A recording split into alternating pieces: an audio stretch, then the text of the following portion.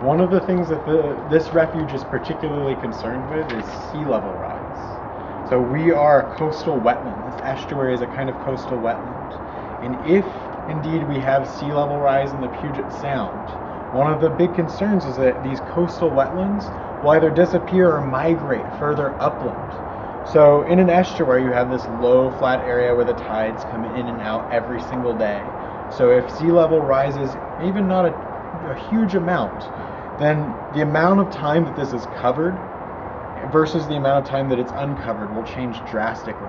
And the place where the high tide will actually come all the way up to will change too.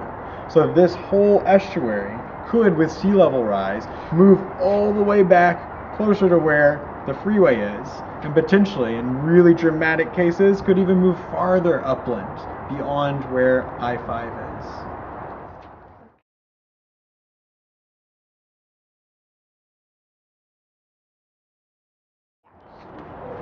It might be hard to say what particular plants on this particular refuge would react to climate change, but certainly we can look at things like plants, trees, maybe like black cottonwood that require lots and lots of wet soils to grow.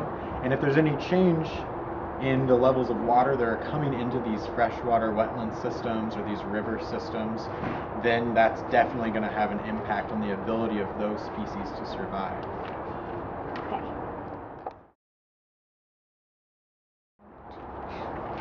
We can help with climate change by doing a number of things. One is actually making sure that we have lots of available habitats like estuaries and like forests, because those habitats provide a really good buffer for things like sea level rise, and they also have an ability to actually take carbon out of the atmosphere, bring it up, and what's called sequester it. So we can have carbon sequestration both in estuaries and salt marshes, which are part of an estuary, and also in forests where carbon is coming up and being stored in trees. So making sure that we have habitat, being active parts of that could be going out and actually planting trees, can actively fight climate change. And then we can also really have an effect on climate change by not using things. So we can actually drive less. We can maybe bike. We can do things to use less. We can also recycle, any kind of thing where we aren't consuming and then putting carbon out into the atmosphere would be a big thing that we can do to help with climate change. So we talked a little bit already about the estuary restoration that's happening here.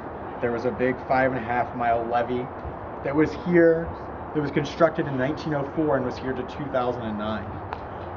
This refuge, a major project that's happened here has been to remove that levee and to restore over 700 acres of this estuary habitat.